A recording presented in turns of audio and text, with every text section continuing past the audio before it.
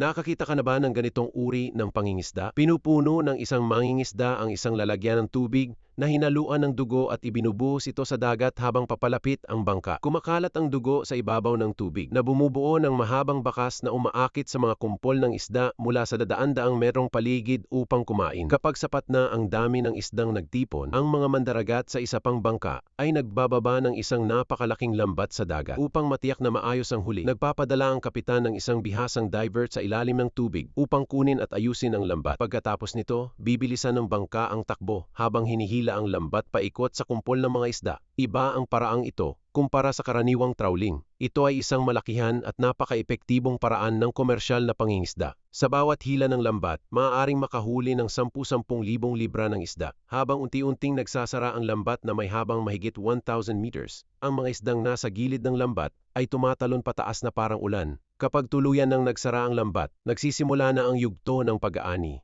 ang pinakakahanga-hangang bahagi ng buong proseso. Sa panunood pa lamang ng malalaking isda na tuloy-tuloy na tumatalon pataas, madaling maisip kung gaano karami ang nahuling isda.